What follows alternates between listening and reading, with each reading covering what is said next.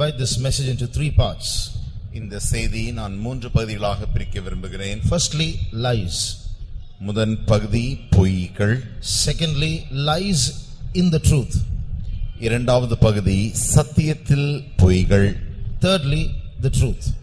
மூன்றாவது சத்தியம். There are things all around us that are telling lies to us. நம்மை சுற்றிலும் அநேக காரியங்கள் நம்மை பார்த்து பொய்களை சொல்லிக் கொண்டிருக்கின்றன. There's a difference between talking and communication. சம்பாஷிப்பதிலும் பேசுவதற்கும் வித்தியாசம் உண்டு. That is, talking means the mouth is talking, but in the talking there is a communication. பேசுவது என்று சொல்லும் பொழுது நம்முடைய வாயை கொண்டு நாம் பேசிக் கொண்டிருக்கிறோம். அப்படி அதை காட்டிலும் சம்பாஷணை என்கிறதான ஒரு பகுதி உண்டு. Sambhashana means dialogue, isn't it? Communication means, see, when I talk, there is facial expression, there is intonation, there is accent, and there is action of the hand. There are so many, there is body language. All this together is called communication. பேசும் பொழுது நான் வாயை கொண்டு அசைத்து உங்களோடு கூட பேசுகிறேன். ஆனால் அதே சமயத்தில் என்னுடைய முக பாவனைகள், என்னுடைய முகத்தின் அல்லது நான் பார்க்கிற அந்த பார்வை, மற்ற காரியங்கள் யாவுமே ஏதோ ஒன்றை மறைமுகமாய் பேசிக் கொண்டிருக்கும். இவைகளை மொத்தம் அடங்கியதுதான் நாம் கம்யூனிகேஷன் என்று சொல்லுகிறோம். When you look at an ad board, நீங்கள் உதாரணமாக ஒரு விளம்பர பலகையை பார்க்கும் பொழுது, the ad board will not talk to you, but it will communicate a message to you.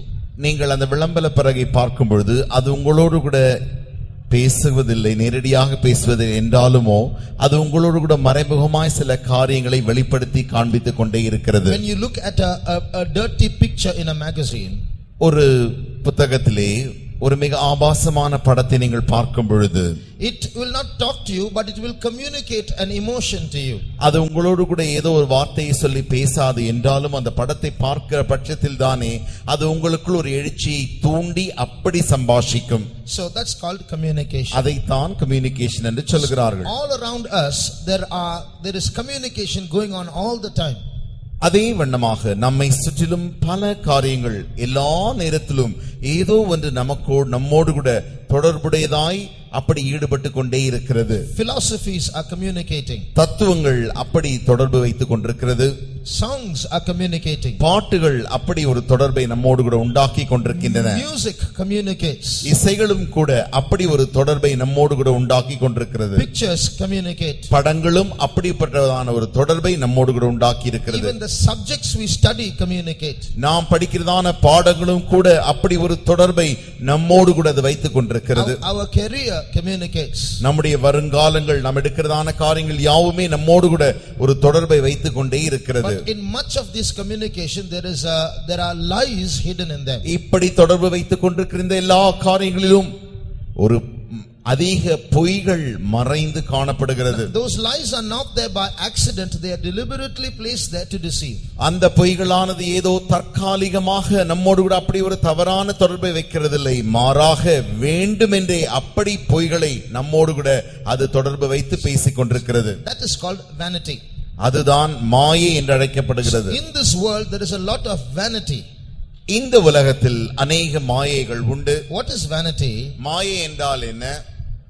Vanity is something that gives you that is communicating a false beauty and attracts the person who is listening to that communication.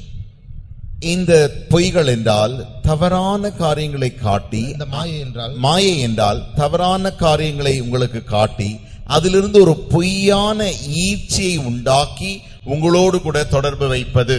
So you are not seeing reality, you are seeing something else that pulls you, but what is behind that is something else. நீங்கள் ஒரு நிஜத்தையோ அல்லது உண்மையை காணவில்லை, மாறாக மாயை கண்டு அந்த மாயான காரியங்கள் உங்களோடு கூட பேசுகின்றன.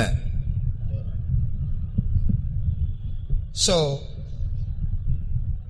we have to be very very careful about what communication we receive in this world. ஆகையினாலே இப்படிப்பட்டதான சம்பாஷணை உள்ள தொடர்புகள் என்ன செய்கிறது, என்ன உங்களோடு கூட தொடர்பு வைக்கிறது என்பதை குறித்து நீங்கள் மிக மிக கவனம் உள்ளவர்களாய் இருக்க வேண்டும். Don't trust everything that appeals to the 5 senses.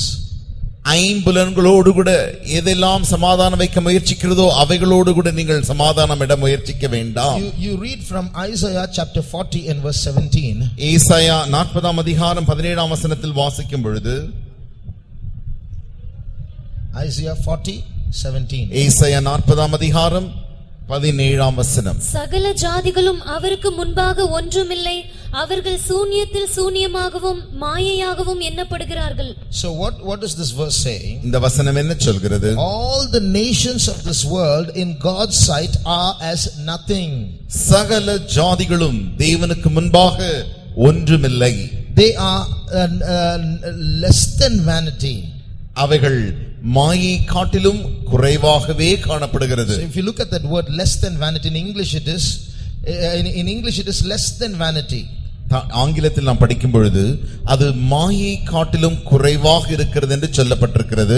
In Tamil it is a zero within a zero. தமிழிலே பார்த்தால் அது சூன்யத்தில் சூன்யமாய் இருக்கிறது. What does that mean? அதனுடைய அர்த்தம் என்ன? When you come from 10 and move downwards to 0, நீங்கள் 10 எண்ணிலிருந்து தொடங்கி அப்படி கீழாக இறங்கி பூஜ்ஜியத்திற்கு வரும் பொழுது that 0 is nothing. அந்த பூஜ்ஜியம் என்பது ஒன்றுமில்லை என்பதை காண்பிக்கிறது. That is vanity. அதுதான் மாயை. There's a pull there, there's an allurement there, but when you go there is nothing. அங்கே ஏதோ ஒன்று இழுப்பது போல ஏதோ ஒன்று இருக்கிறது. அதற்கு அடுகாமல் நாம் பார்க்கும் பொழுது அங்கே அது ஒன்றுமே இல்லாமல் இருக்கிறது. So in English less than nothing means it seems to say -1, -2, -3. ஆங்கிலத்திலே பூஜ்ஜியத்துக்கும் குறைவாக மாயைக்கும் குறைவாக இருக்கிறது என்று சொல்வதனாலே அதனுடைய அர்த்தம் அது -1 அல்லது -2 -3 அப்படி அது காண்பிக்கிறது. But if you read it in Tamil, தமிழில் நீங்கள் வாசிக்கும் பொழுது you come from 10 9 8 7 6 5 4 3 2 1 0, there you won't go to minus after that. It's a pit, you will fall inside that zero inside a zero.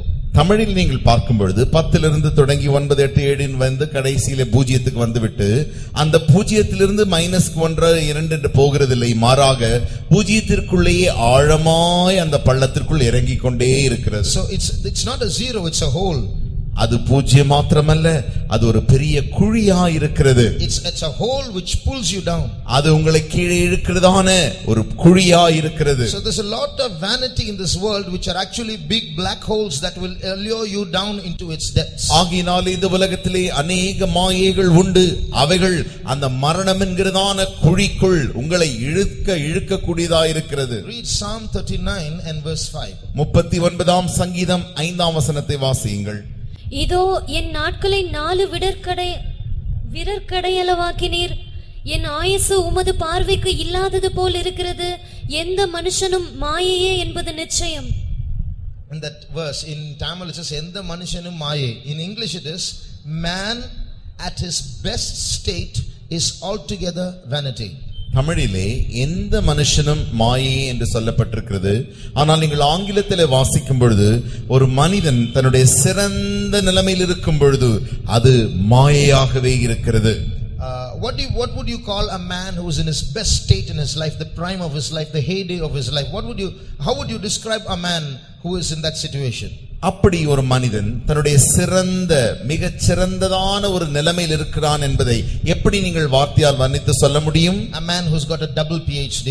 உதாரணமாக ஒரு மனிதன் 2 டாக்டர் பட்டம் பெற்றிருப்பானே ஆகில், a man who's got say 100 crores in the bank, அல்லது ஒரு மனிதனுக்கு 100 கோடி ரூபாய் பணம் அவனுக்கு வங்கியில் இருக்குமே ஆகில், a man who's very handsome and good looking, அல்லது ஒரு மனிதன் மிக மிக அழகுள்ளவனாக இருப்பானே ஆகில், such a man you will call the luckiest man, the best man in the world. அவனைத்தான் அதிர்ஷ்டசாலி என்றும் உலகத்திலே அவன் மிகச் சிறந்த மனிதன் என்றும் சொல்லுவார்கள். But this verse says such a man, the man in his best state, the Bible says, is altogether vanity. அப்படிப்பட்டதான மிக மிக சிறந்த அப்படிப்பட்ட ஒரு மனிதன் தன்னுடைய மிக சிறந்த தன்மையிலே இருக்கும் பொழுதுதானே அதைத்தான் வேதம் சொல்லுகிறது, அவைகள் யாவும் சேர்ந்து அவனும் அங்கே மாயையாயிருக்கிறான். In other words, the Bible is saying that all that what man calls best, all the money you can have, all the beauty you can have, all the education you can have, all the health you can have, all that the Bible says it's nothing. அதைத்தான் வேதம் சொல்லுகிறது. மற்ற வார்த்தைகளில் சொல்ல போனால் மனிதனுக்கு இருக்கிறதான அவ்வளவு பெரிய பணம், ஆஸ்தி, அவனுக்கு இருக்கிற பதவி, அந்தஸ்து, இவைகள் யாவுமே மாயையாகவே இருக்கிறது. That's what this world is called. That is what is called materialism. That means people today are not thinking about death and life after death and eternity, or going to heaven or go to hell. They say, oh, that's nothing, there's nothing there. And they are now circled themselves inside in a prison of this life itself, and they try to enjoy this life as much as possible. மனுஷன் மரணம் என்று ஒன்று உண்டென்றும் அதற்கு பின்பு வேறு ஒரு வாழ்க்கை உண்டென்றும் எல்லாம் நம்பாமல் இருக்கிறதான இந்த உலகம் தானே, இந்த எழுத்துக்குரிய இந்த பூமிக்குரிய உலகம் தானே எல்லாம் என்று சொல்லி இதையே அவன் தன்னுடைய சூழலாய் அமைத்துக் கொண்டு அதிலேயே தன்னுடைய கவனத்தை செலுத்துவதுதான் அப்படி காண்பிக்கிறது. That's the lie of today. அதுதான் இன்றைக்கு காணப்படுகிற ஒரு பொய்யாக இருக்கிறது. So many people think that vanity which is actually nothing is reality, go after that and finally fall into a hole.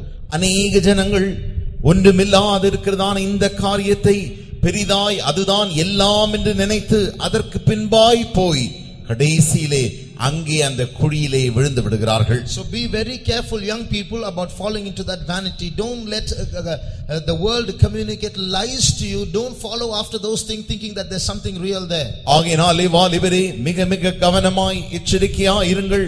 ஒன்றுமே இல்லாதிருக்கிறதான இந்த காரியம் உங்களோடு கூட பொய்யை சம்பாஷித்து பொய்யாய் தொடர்பு கொண்டு அதிலே உங்களை கொண்டு போய் அங்கே நீங்கள் அருகில் போகும் பொழுது அது ஒன்றுமில்லை, மாயை என்று உங்களை ஏமாற்றக்கூடாது. One day it will hit back on you. ஒரு நாள் அது உங்களை திருப்பி அடிக்கக்கூடியதா இருக்கிறது. One day it will double cross you and mock at you. ஒரு நாள் வரும் அன்றைக்கு அது உங்களுக்கு எதிர்த்து அது உங்களையே பார்த்து கேலி அல்லது பரியாசம் செய்யும். So don't believe in all the communication of this world, in the the counsels and in the lifestyles of those who are living a worldly life.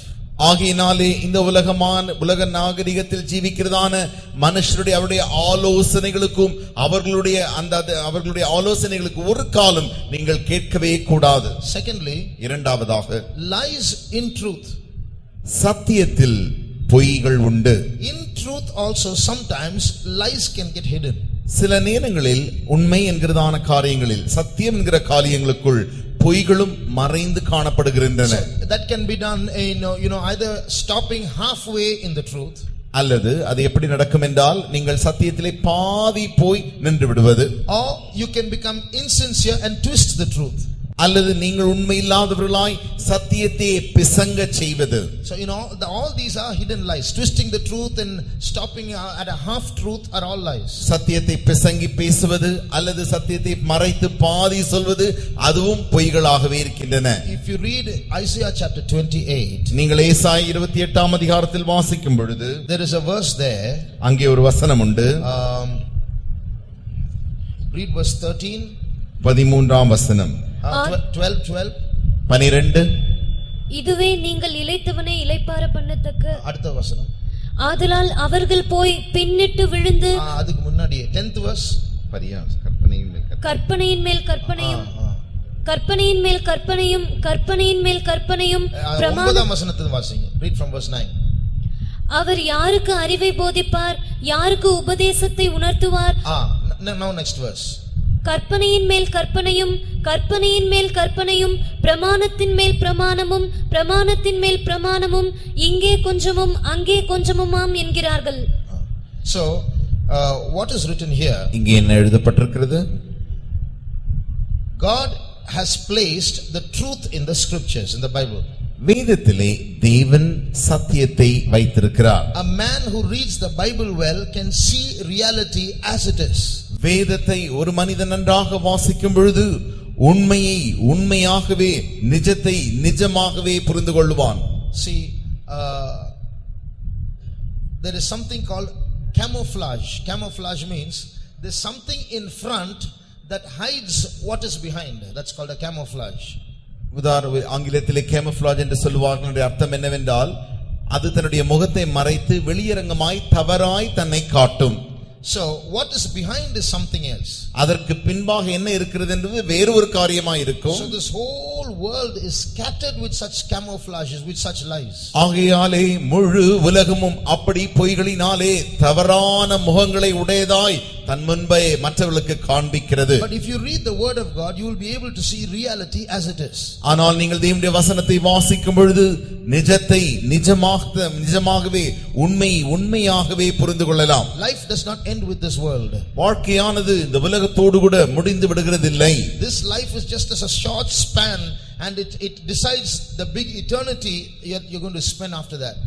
நாம் செலவழிக்க போகிறதான பெரிய நித்தியத்தை அடைய வேண்டியதான அதற்குரிய காரியத்தை இந்த குறுகிய வாழ்க்கை நமக்கு நியமித்து கொடுக்கிறது. So when we read the word of God, நாம் தேவனுடைய வசனத்தை வாசிக்கும் பொழுது God will speak to us. தேவன் நம்மோடு கூட பேசுவார். Line upon line, precept upon precept. கற்பனை வரிக்கு பின்பு வரி, கற்பனையின் மேல் கற்பனையையும் பிரமாணத்தின் மேல் பிரமாணத்தையும் நம்மோடு கூட பேசுவார். That means there will be a logical presentation of reality from the scriptures. God will tell us what the truth is. அதனுடைய அர்த்தம் என்னவென்றால் உண்மையான காரியங்களின் அந்த ஒழுங்குமுறை ஒன்றன் பின் ஒன்றாக உண்மை என்ன என்பதை தேவன் நம்மோடு கூட பேசுவார். But if our heart is not sincere, ஆனால் நம்முடைய இருதயமானது உண்மை இல்லாமற் போகும் பொழுது we can discover lies from the truth. சத்தியத்தில் அந்த உண்மையிலும் கூட நம்மால் பொய்களை கண்டுபிடிக்க முடியும். In other words, we will think something is the truth when actually it is a lie. மற்ற வார்த்தைகளில் சொல்லப்போனால் ஏதோ ஒன்றை உண்மை என்று நாம் நினைப்போம், ஆனால் அது உண்மையாக பார்க்கும் பொழுது அது ஒரு பொய்யாகவே இருக்கும். Now you read from verse 10 onwards. இப்பொழுது நீங்கள் ஏசாயா 28ஆம் அதிகாரம் 10ஆம் வசனத்திலிருந்து வாசிக்கும் பொழுது கற்பனையின் மேல் கற்பனையும் கற்பனையின் மேல் கற்பனையும் பிரமாணத்தின் மேல் பிரமாணமும் பிரமாணத்தின் மேல் பிரமாணமும் இங்கே கொஞ்சமும் அங்கே கொஞ்சமுமாம் என்கிறார்கள். பரியாச உதடுகளினாலும் அந்நிய பாஷையினாலும் இந்த ஜனத்தோடே பேசுவார். இதுவே நீங்கள் இளைத்தவனை இளைப்பாற பண்ணத்தக்க இளைப்பாறுதல், இதுவே ஆறுதல் என்று அவர்களோடே அவர் சொன்னாலும் கேட்க மாட்டோம் என்கிறார்கள். So God is teaching them logical presentation, here a little, there a little, line upon line, precept upon precept. இங்கே கொஞ்சமும் அங்கே கொஞ்சமும் பிரமாணத்தின் மேல் பிரமாணமும் கற்பனையின் மேல் கற்பனையும் தேவன் அவர்களுக்கு பிரசங்கித்தாலும் அவர்கள் கேட்க மாட்டோம் என்கிறார்கள். புத்திபூர்வமாய் பிரசங்கிக்கிறார், ஆனால் he is logically presenting it, but I don't want to listen. புத்திபூர்வமாய் பிரசங்கித்தாலும் அவர்கள் கேட்க மாட்டோம் என்கிறார்கள். So what comes next? ஆகையாலே அடுத்து என்ன நடக்கிறது? Another logic sets in. இப்பொழுது வேறு ஒரு புத்திக்கூறும் நிறைவேறுகிறது. Read the next verse. அடுத்த வசனம். ஆதலால் அவர்கள் போய் பின்னிட்டு விழுந்து நொறுங்கும்படிக்கும் சிக்குண்டு பிடிபடும்படிக்கும் கர்த்தருடைய வார்த்தை அவர்களுக்கு கற்பனையின் மேல் கற்பனையும் கற்பனையின் மேல் கற்பனையும் பிரமாணத்தின் மேல் பிரமாணமும் பிரமாணத்தின் மேல் பிரமாணமும் இங்கே கொஞ்சமும் அங்கே கொஞ்சமுமாக இருக்கும். Now here you see they are going to discover verse upon verse, here a little, there a little, line upon line, precept upon precept, so that they might go and fall backward and be broken and snared and taken. அங்கே அவர்கள் போய் பின்னிட்டு விழுந்து நொறுங்கும்படிக்கும் சிக்குண்டு பிடிபடும்படிக்கும் கர்த்தருடைய வார்த்தை அவர்களுக்கு கற்பனை மேல் கற்பனையும் பிரமாணத்தின் மேல் பிரமாணமும் இங்கே கொஞ்சமும் அங்கே கொஞ்சமுமாய் அவர்களுக்கு காணப்படும். So if my heart is not sincere, என்னுடைய இருதயம் உண்மை இல்லாமற் போகும் பொழுது, if I don't love the truth, நான் சத்தியத்தை நேசிக்காத பட்சத்தில், I can read the Bible and go to hell. நான் வேதத்தை வாசித்தாலும் கூட நரகத்திற்கு தான் செல்ல முடியும். I will find a lot of verses to suit my lust.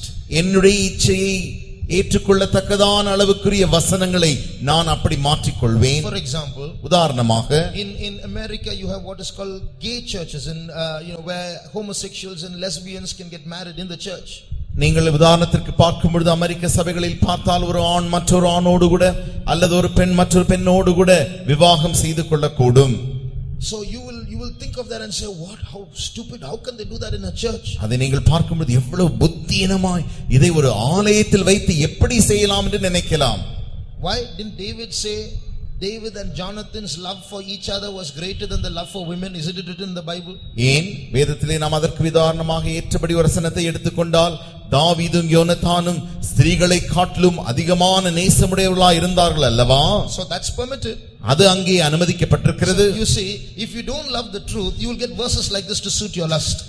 பாருங்கள், நீங்கள் சத்தியத்தை உண்மையாய் நேசிக்காத பட்சத்தில் இப்படி உங்களுடைய இச்சையை ஏற்றுக்கொள்ளக்கூடியதான அளவுக்குரிய வசனங்களை நீங்கள் திருகி மாற்றி எடுத்துக்கொள்ளலாம். So that you can get snared and be destroyed.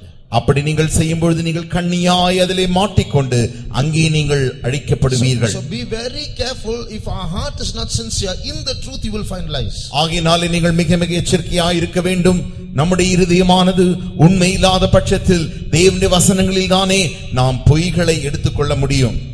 One day one boy jumped out of a running bus. ஒரு நாள் ஓடிக்கொண்டிருந்ததான பேருந்திலிருந்து ஒரு பையன் குதித்து விட்டான். He was a Christian. அவன் ஒரு கிறிஸ்தவன். He seemed to be a very spiritual boy also. அவன் ஒரு ஆவிக்குரிய பையனைப் போலத்தான் காணப்பட்டது. From a running bus he jumped out.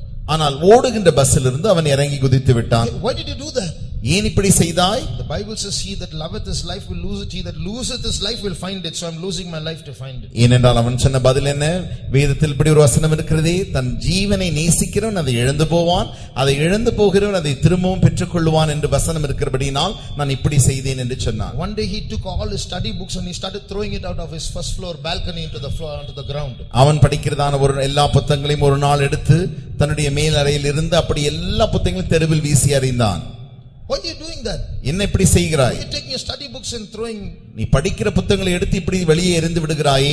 No, the Bible says that we should lay everything at the feet of the Lord. வேதம் சொல்லுகிறது எல்லாவற்றையும் நீ கர்த்தருடைய பாதத்தில் வைத்து விட்டு விடு. Okay, you go and lay it at the feet of the Lord. Why are you throwing it on the ground? நல்லதுதான், கர்த்தருடைய பாதத்தில் போய் வைத்து விடு. ஏன் நீ இப்படி தரையிலே வெளியிலே சாலையில் தூற்றி எறிகிறாய்? The Bible says heaven is my throne, earth is my footstool. உடனடியாக அவன் சொன்ன பதில் என்ன? வானம் எனக்கு சிங்காசனம், பூமி எனக்கு பாதபடி என்று வசனம் சொல்லுகிறது. So all kinds of stupid connections you'll get like this if our heart is not sincere, so that we'll go and fall and stumble. ஆகினாலே நம்முடைய இருதயமானது உண்மை இல்லாத பட்சத்தில் இப்படிப்பட்டதான மதியீனமான காரியங்களை நமக்கு தூண்டி கடைசியிலே நாம் போய் அங்கே வழுகி விழுந்து விடுவோம். This is called twisting the truth. இதுதான் சத்தியத்தை பிசங்கச் செய்வது. There is also a half truth which can become a lie. அது மாத்திரமல்ல, பாதி உண்மை என்றுதான் ஒரு காரியம் உண்டு, அதுவும் அங்கே பொய்யாக மாறிவிடுகிறது. Like what? அது என்ன? You can be very involved in Yabes in the ministry here. You can be very involved close with the servants of God, and you can be a very a white dressed, white clothed Christian, but you can be without Jesus. நீங்கள் வாலிபர் கூட்டத்தில் இப்படி வந்து நன்றாக உங்களை ஈடுபடுத்திக் கொண்டு நீங்கள் காரியங்களை செய்யலாம், பரிசுத்தவான்களோடு கூட நன்றாக ஐக்கியத்தையும் வைத்திருக்கலாம், நன்றான வெண் வஸ்திரத்தை நீங்கள் தரித்திருக்கலாம், என்றாலுமோ நீங்கள் இயேசு இல்லாமலும் இருந்து விடலாம். The Pharisees they were very happy with giving tithes and giving offerings and keeping to the rules, and they were very happy about that. பரிசேயரை பாருங்கள், அவர்கள் தங்களுடைய தசம பாகங்களை செலுத்துவதிலும் காணிக்கைகளை செலுத்துவதிலும் இப்படி தங்களுடைய கட்டுப்பாடுகளில் இருப்பதை குறித்து மிக மிக சந்தோஷமாய் இருந்தார்கள். Jesus said, you should do this, but don't leave the others undone, like mercy, faith and love. இயேசு சொன்னார், இதை நீங்கள் செய்யுங்கள், என்றாலுமோ இரக்கம், அன்பு, இப்படிப்பட்டதான பரிசுத்தம், இப்படிப்பட்ட காரியங்களை நீங்கள் விட்டு விடாதிருங்கள். When I was in school, I ran in an 800 meter race. நான் பள்ளியில் இருக்கும் பொழுது 800 மீட்டர் ஓட்டப்பந்தயம் ஓடினேன். And the first 400 meters I came first. 400 metre ஓட்டப்பந்தயத்தில் நான் தான் முதல் மாணவனாய் வந்தேன். I ran so fast everybody started clapping because I was in lead. நான் அவ்வளவு வேகமாக ஓடினபடினால் எல்லாரும் நன்றாக கைத்தட்டினார்கள், ஏனென்றால் நான் எல்லாரை காட்டிலும் அதிக முன்பாய் ஓடிக்கொண்டிருந்தேன். After that I got so tired that I couldn't run after that. அதற்கு பின்பு நான் மிக மிக களைத்து போனபடினாலே அடுத்த ஓட்டத்தில் நான் சரியாக ஓட முடியவில்லை. First 400 meters I was first, and after that all the rest of the 400 meters I was last. முதல் 400 மீட்டர் ஓட்டப்பந்தயத்தில் நான் தான் முதல் மாணவனாய் இருந்தேன். ஆனால் அதற்கு பின்பு வருகிற 400 மீட்டர்களில் யாவரிலும் நான் களைத்தபடினால் நானே கடைசியாய் மாறி போனேன். So can I go and tell everybody? They won of course, but first 400 I won, அவர்கள் ஜெயித்து விட்டார்கள், முடியவில்லை, என்றாலும் முதல் 400 மீட்டரில் நான் தான் முதல் வந்தேன் தெரியுமா என்று நான் சொல்ல முடியும். What's the use of going and saying that to everyone? There are other people standing in the victory stand. ஆனால் அப்படி போய் சொல்வதனாலே என்ன பிரயோஜனம்? இப்பொழுது ஜெயிச்சவர்கள் இருக்கிறதான அந்த பட்டியலில் மற்றவர்கள் தானே நின்று கொண்டிருக்கிறார்கள். So just like that, these Pharisees, they did something spiritual and they were very happy and very proud about that, going and telling everyone, how spiritual I am. அதே வண்ணமாக பரிசேயர்கள் ஏதோ ஒரு சில காரியத்தை ஆவிக்குரிய வண்ணமாக செய்துவிட்டு அதிலே தாங்கள் மிக மிக சந்தோஷப்பட்டு பெருமையுள்ளவர்களாய் எவ்வளவு ஆவிக்குரியவன் நான் என்று தன்னை பெருமை பாராட்டிக் கொண்டிருந்தார்கள். So don't be satisfied with stopping somewhere halfway. I'm coming to all the meetings, Sundays I dress in white and I don't talk any bad words. I fast twice a week. All that is halfway. Is Jesus? Are you close to Jesus? ஆகினால் இப்படி பாதி பொய் உண்மை பேசுகிறதிலே நீங்கள் தயவு செய்து திருப்தி அடைய வேண்டாம். ஞாயிற்றுக்கிழமை நான் கூட்டங்களுக்கு போகிறேனே அல்லது ஆலயத்துக்கு போகிறேனே, வெண்வஸ்திரம் தரிக்கிறேனே, நான் ஒன்றும் கெட்ட வார்த்தை பேசுகிறதில்லை, இப்படி எல்லாம் சொல்லி அந்த பாதி பொய்யின் உண்மையிலே நீங்கள் உங்களை திருப்தி அடைந்து கொள்ள வேண்டாம். இயேசு இல்லாத பட்சத்தில் நீங்கள் அப்படி இருப்பதினாலே என்ன பிரயோஜனம்?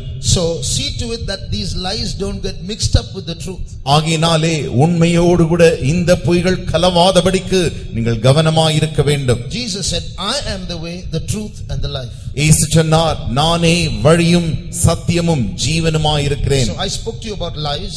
நான் இப்பொழுது பொய்களை குறித்து பேசினேன். Then I spoke to you about lies mixed up in the truth. உண்மையிலே பொய்கள் கலந்திருப்பதை குறித்து பின்பாடு நான் பேசினேன். Finally we come to the truth. கடைசியில் உண்மை சத்தியத்திற்கு நாம் வருவோம். You know, our soul has a mouth. உங்களுக்கு தெரியுமா, நம்முடைய ஆத்துமாவிற்கு ஒரு வாய் உண்டு. Read Psalm 103 and verse 5. 103ஆம் சங்கீதம் 5ஆம் வசனம். நன்மையினால் உன் வாயை திருப்தியாக்குகிறார். So now who's talking? இங்கே யார் பேசுகிறது? Can anyone say who's talking? இங்கே யார் இதை சொல்வது? Read verse 1. 1ஆம் வசனத்தை வாசியுங்கள். என் ஆத்துமாவே கர்த்தரை ஸ்தோத்திரி. Enough. Who's talking? இப்பொழுது யார் இங்கே பேசுகிறது? The psalmist is talking. இங்கே சங்கீதக்காரன் பேசுகிறானா? To whom is he talking? யாரோடு கூட பேசுகிறான்? He's talking to his own soul. அவன் தன்னுடைய சொந்த ஆத்துமாவோடு கூட பேசுகிறான். In the continuation of that conversation, he is telling his soul, bless the Lord, O my soul, because he satisfies your mouth, the soul's mouth, with good things. அவன் ஆத்துமாவோடு கூட அப்படி சம்பாஷிக்கும் பொழுது அவன் சொல்கிறான், என் ஆத்துமாவே உன் கர்த்தரை நீ ஸ்தோத்திரி, ஏனென்றால் நன்மையினால் உன் வாயை அவர் திருப்தியாக்குகிறார். Just like the body has a mouth, the soul has a mouth. எப்படி ஒரு சரீரத்திற்கு வாய் உண்டோ அதே வண்ணமாக ஆத்துமாவிற்கும் ஒரு வாய் உண்டு. What for? இதற்காக he satisfieth thy mouth with good things. நன்மையினாலே நம்முடைய வாயை திருப்தியாக்கும்படியாக. That soul, the mouth of the soul is not there to talk a lot, it's there to receive a lot. ஆத்துமாவின் வாய் என்பது அநேகத்தை பேசும்படியாக அல்ல, மாறாக அநேக காரியங்களை பெற்றுக்கொள்ளும்படியாக. Not only that, அது மாத்திரமல்ல. read Psalm 107 and verse 9. 107ஆம் சங்கீதம் 9ஆம் வசனத்தை வாசியுங்கள். அவருடைய கிருபையின் நிமித்தமும் மனுபுத்திரருக்கு அவர் செய்கிற அதிசயங்களின் நிமித்தமும் அவரை துதிப்பார்களாக. தவனமுள்ள ஆத்துமாவை கர்த்தர் திருப்தியாக்கி பசியுள்ள ஆத்துமாவை நன்மையினால் நிரப்புகிறார் என்று. So the soul not only has a mouth, it also has an appetite. இங்கே ஆத்துமாவிற்கு வாய் மாத்திரமல்ல, அதற்கு ஒரு பசியும் இருக்கிறது. So these two things a soul should have. இந்த இரண்டு காரியங்களை ஆத்துமா உடையதாய் இருக்க வேண்டும். So God alone can satisfy the hunger of the soul, the appetite of the soul. தேவன் மாத்திரமே இந்த ஆத்துமாவின் பசியை திருப்தியாக்க கூடியவராய் இருக்கிறார். So God alone can satisfy and feed the soul with goodness. ஆகையால் தேவன் மாத்திரமே ஆத்துமாவை போஷித்து நன்மையினாலே நிரப்ப முடியும். So God himself is able to, God alone can satisfy the soul. தேவன் மாத்திரமே ஆத்துமாவை திருப்தி செய்யக்கூடும். Now look at a person who does not feel hungry. பசியே இல்லாத ஒரு மனுஷனை பாருங்கள். He won't eat. அவன் சாப்பிடவே மாட்டான். He won't, even if he eats, he won't eat enough. அவன் சாப்பிட்டாலும் கூட போதுமான அளவிற்கு அவன் சாப்பிட மாட்டான். He'll grow thin, he knows he's losing weight, but still he won't eat. அவனுக்கு தெரியும் நன்றாக அவன் மெலிவாக இருக்கிறான், அதனுடைய எடை குறைந்து கொண்டே போகிறது, என்றாலும் கூட அவனால் சாப்பிட விருப்பம் இருக்காது. If you lose your appetite, it means you're dying. உங்களுக்கு பசி உங்களுக்கு குறைந்து போகுமே ஆகில் அல்லது உங்களுக்கு இல்லாது இருக்குமே ஆகில் அறிந்து கொள்ளுங்கள், நீங்கள் மரிக்க போகிறீர்கள். In the same way, அதே வண்ணமாக this soul that is meant and created to yearn for God, if it loses its spiritual appetite and thirst and hunger for God, it means the soul will die. அதனுடைய அர்த்தம் என்ன? அதே வண்ணமாக ஆத்மாவானது தேவனை நோக்கி தவித்து காத்து கதறிக் கொண்டிருக்க வேண்டிய ஆத்மா, பசித்துக் கொண்டிருக்க வேண்டிய ஆத்மா, இப்படி பசி இல்லாத பட்சத்திலே நீங்கள் அறிந்து கொள்ள வேண்டும், ஆத்துமா மரித்துக் கொண்டிருக்கிறது. When a body dies, சரீரம் மரிக்கும் பொழுது it becomes stiff and inactive. அது நன்றாக திடமாக கிரியை செய்யக்கூடாததாய் அப்படியே நின்று விடுகிறது. You speak and you shout bad words at the dead body, it won't reply. செத்த பிணத்தை பார்த்து நீங்கள் என்னதான் பேசினாலும் கெட்ட வார்த்தை பேசினாலும் அது ஒரு பதிலும் சொல்லாது. But when the soul dies, it's different. ஆனால் ஆத்துமா மரிக்கும் பொழுது வித்தியாசமாய் மாறிவிடுகிறது. The soul will still be alive, but it will be alive and react to the wrong desires.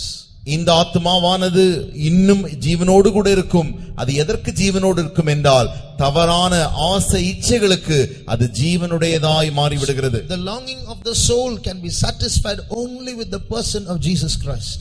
ஆத்துமாவின் இந்த பசி தாகமானது இயேசுவால் மாத்திரமே திருப்தி அடையக்கூடியதாய் இருக்கிறது. He is truth personified or truth in the flesh. அவரே சத்தியமாக சரீரமாய் இருக்கிறார். மாம்சத்தில் வெளிப்பட்ட சத்தியம். மாம்சத்தில் வெளிப்பட்ட சரீரமாய் இருக்கிறார். சத்தியம். மாம்சத்தில் வெளிப்பட்ட சத்தியம். மாம்சத்தில் வெளிப்பட்ட சத்தியமாய் இருக்கிறார். So he is truth lived out in a human body. அவர் ஒரு மாம்சத்தில் வெளிப்பட்ட சத்தியமாய் அப்படி அவர் ஜீவித்தார். So he walked the truth, he lived the truth, he spoke the truth. அவர் சத்தியத்திலே நடந்தார், அவர் சத்தியத்தை பேசினார், சத்தியத்தின்படியே செய்தார். So this soul must long for that truth. ஆகையினாலே இந்த ஆத்துமாவானது அந்த சத்தியத்திற்காக தவிக்க வேண்டும். This soul must be satisfied for that by that truth. அந்த சத்தியத்தினால் மாத்திரமே இந்த ஆத்துமா திருப்தி அடைய வேண்டும். You know, when I was a youngster, I hated this church. உங்களுக்கு தெரியுமா, நான் வாலிப காலத்தில் இந்த சபையை நான் அதிகமாய் வெறுத்தேன். Because the meetings were boring, the songs were boring, the sermons were boring, and I found this joy outside. ஏனென்றால் கூட்டங்களை பார்த்தாலும் சரி, இங்க பாட்டுகளை கேட்டாலும் சரி, பிரசங்கங்களை கேட்டாலும் சரி, எல்லாமே சலிப்பு தட்டக்கூடியதாய் இருந்தது. But no other go. Parents were strict, so I had to go. வேறு வழியே இல்லை. என்னுடைய பெற்றோர்கள் மிக கண்டிப்பானவர்களாய் இருந்தபடி நான் அங்கு வரத்தான் வேண்டியதாய் இருந்தது. At that time my soul was dead, longing for the wrong things. அந்த நாட்களில் என் ஆத்துமா செத்ததாய் தவறான காரியங்களுக்காய் தவித்துக் கொண்டிருந்தது. But when God started touching me, ஆனால் தேவனை தொட ஆரம்பித்த பொழுது I realized that the direction I'm going is wrong, but I realized I was helpless. I couldn't change myself. என்னால் நன்றாக உணர முடிந்தது, நான் போய்க்கொண்டிருக்கிறதான அந்த பாதை திசையானது தவறு என்று இருந்தாலும் எனக்கு நானே உதவி செய்ய கூடாமல் இருந்தது. But I realized another thing, that although I was going on the wrong track, my soul had a longing for the truth and loved Jesus. ஆனால் மற்ற அதே நேரத்தில் வேறு ஒரு காரியத்தையும் என்னால் உணர முடிந்தது. நான் ஒரு தவறான பாதையில் போய்க்கொண்டிருந்தாலும் என் ஆத்துமாவானது சத்தியத்திற்காக தவித்துக் கொண்டிருந்ததை என்னால் உணர முடிந்தது. Then slowly God delivered me from all the clutches of sin. மெதுவாகவே தேவன் எல்லா பாவ கட்டுகளிலிருந்தும் என்னை விடுவித்தார். Then I started getting involved in the Sunday school ministry and doing other ministries also. ஞாயிறு பள்ளி ஊழியங்கள் மற்ற ஊழியங்களில் எல்லாம் பின்பு நான் ஈடுபட ஆரம்பித்தேன். But still my soul was longing for something more. என்றாலுமோ என்னுடைய ஆத்துமா இன்னும் கூட ஏதோ ஒன்றுக்கு மேலாய் அது ஏங்கிக் கொண்டே இருக்கிறது. One day I read a verse like this in the Bible. ஒரு நாள் வேதத்தில் இப்படி ஒரு வசனத்தை நான் வாசித்தேன். One thing have I desired of the Lord, that will I seek after. தேவன் ஒன்றையே நான் தேவனிடத்தில் வாஞ்சித்தேன், நான் அதையே நாடுவேன். That I might dwell in the house of the Lord all the days of my life. என்னுடைய ஜீவனுள்ள நாட்கள் எல்லாம் கர்த்தருடைய ஆலயத்தில் தங்கி இருப்பதையே நான் நாடுவேன். So that I might behold the beauty of the Lord and do research in his temple. தேவனுடைய அந்த அழகை நான் பற்றிக் கொள்ளும்படியாகவும் அவருடைய ஆலயத்தில் நான் ஆராய்ச்சி செய்யும்படியாகவும். When I read that, அந்த வசனத்தை நான் வாசித்த பொழுது I got a further longing for that. அதற்காக இன்னும் எனக்கு அதிகமான தவிப்பு உண்டாயிற்று. I want to stay in the house of God. நான் கர்த்தருடைய ஆலயத்தில் தங்கி இருக்க விரும்புகிறேன். I don't know how God changed my heart, but he changed my heart. எப்படி தேவனின் இருதயத்தை மாற்றினார் என்று எனக்கு தெரியாது, என்றாலுமோ தேவனே என்ற இருதயத்தை மாற்றினார். I loved my friends. என்னுடைய நண்பர்களை நான் அதிகமாய் நேசித்தேன். I loved to watch movies. நான் சினிமா பார்ப்பதற்கு அவ்வளவு விருப்பமுள்ளவனாய் இருந்தவன். I loved sports. விளையாட்டுகள் எனக்கு அதிக பிடித்தமாய் இருந்தது. I love to watch the television. நான் தொலைக்காட்சி பார்க்க எனக்கு அவ்வளவு விருப்பமாய் இருக்கும். I love to go out and see all that I could see in the world. உலகத்தில் பார்க்கக்கூடிய எல்லா காரியங்களையும் போய் நன்றாக பார்க்க வேண்டும் என்கிற ஆசை எனக்குள் அப்படி இருந்தது. I hated prayer, I hated church, I hated the servants of God. ஜெபத்தை நான் வெறுத்தேன், தேவனுடைய ஆலயத்தை வெறுத்தேன், தேவனுடைய ஆராதனைகளை நான் வெறுத்தேன். I hated this church in particular because they were too strict. இந்த சபை அதிக கண்டிப்பான சபை ஆனபடினாலே இந்த சபை நான் இன்னும் மிகவும் அதிகமாய் வெறுத்தவனாய் முதலில் இருந்தேன். I used to sit at home and think, will there become some day when there is a revolution in this church and all the strictness goes and they become a little lenient and say, okay, do this, do that. It will be such a great day. I used to daydream about such a revival in the church. நான் என் வீட்டில் அப்படிப்பட்ட நாட்களில் உட்கார்ந்து கொண்டு இப்படியெல்லாம் பகல் கனவு காண்வேன். இந்த சபையில் இப்படி ஒரு திடீர் என்று எழுச்சி அல்லது ஒரு மாற்றம் வராதா, இந்த காரியங்கள் எல்லாம் நீங்கள் இப்படி செய்து கொள்ளலாம், இப்படி செய்யலாம், கொஞ்சம் கொஞ்சம் போகலாம் என்று சொல்லி எல்லாம் இந்த சபை தன்னுடைய கண்டிப்பிலிருந்து தவறிவிடாதா என்று எதிர்பார்த்து கொண்டிருந்தேன். How God changed my heart and now I am applying the brakes for other young people who want to run away. எப்படி தேவன் என் இதயத்தை மாற்றினாரோ எனக்கு தெரியாது.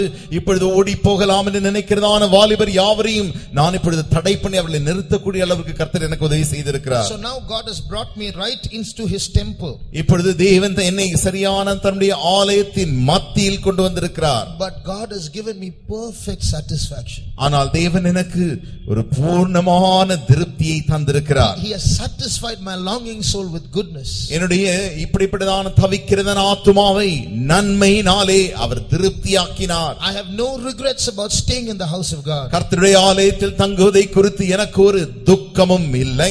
I have had many sad moments in my life. என்னுடைய வாழ்க்கையிலே अनेक துக்கமான காரியங்கள் நடந்ததுண்டு. But nothing was sad enough to swallow this joy which God has satisfied me with. தேவன் என்னை திருப்தி செய்தாரே, இந்த காரியத்தை குறித்து துக்கமடைவதற்கு எந்த காரியமும் துக்கமடைய செய்யவில்லை. If you really love the truth, நீங்கள் உண்மையாகவே நிஜமாகவே சத்தியத்தை நேசிப்பீர்களே ஆகில், if you turn to Isaiah chapter 62, ஏசாயா 62ஆம் அதிகாரத்துடைய வேதத்தை திருப்பும் பொழுது there you see two names. அங்கே நீங்கள் இரண்டு பெயர்களை பார்க்கிறீர்கள். Read 4 verse 4. 4ஆம் வசனம். நீ இனி கைவிடப்பட்டவள் எனப்படாமலும் உன் தேசம் இனி பாழான தேசம் எனப்படாமலும் நீ எப்சிபா என்றும் உன் தேசம் பியூலா என்றும் சொல்லப்படும். கர்த்தர் உன்மேல் பிரியமாயிருக்கிறார், உன் தேசம் வாழ்க்கைப்படும். உன் தேசம் வாழ்க்கைப்படும். Your land will be married. உன் தேசம் வாழ்க்கைப்படும். Will land marry? தேசம் ஒரு விவாகம் செய்யக்கூடுமோ? What's the meaning of this? இதனுடைய அர்த்தம் என்ன? God has prepared a place for us. தேவன் நமக்காக ஒரு இடத்தை ஆயத்தம் பண்ணி இருக்கிறார். And if we follow the truth, நாம் சத்தியத்தை பின்பற்றும் பொழுது, what God says is the truth. தேவன் என்ன சொல்லுகிறார் அதே சத்தியமா இருக்கிறபடினாலே, if we follow him sincerely in the truth, அவரை நாம் சத்தியத்திலே உண்மையாய் பின்பற்றும் பொழுது, then we are going to get married to the land is going to get married. That means heaven is going to get married to us. அப்பொழுது நாம் இந்த தேசத்தோடு கூட விவாகம் செய்ய போகிறோம். அதனுடைய அர்த்தம் பரலோகத்தோடு கூட நாம் விவாகம் செய்ய போகிறோம். What does that mean? அதனுடைய அர்த்தம் என்ன? When you go to heaven, நீங்கள் பரலோகத்திற்கு போகும் பொழுது, heaven will be a place which will satisfy all the passions of your heart, and you will say, this is the place I was looking for and I want nothing more. இதயமானது நீ பரலோகத்திற்கு செல்லும் பொழுது உன்னுடைய எல்லா எதிர்பார்ப்புகளையும் அது முழுவதுமாய் முற்றிலுமாய் திருப்தி அடையக்கூடியதாய் இருக்கிறபடினாலே அதை நீ பார்க்கும் பொழுது நீ என்ன சொல்லுவாய்? இதைத்தான், இதற்காகத்தான் என் ஆத்துமா ஏங்கிக் கொண்டிருந்த, இதற்காகத்தான் இப்பொழுது இப்படி நான் திருப்தியாகுகிறேன். Shall we close our eyes? நான் உடைய கண்களை மூடுவோமா? Jesus loves you.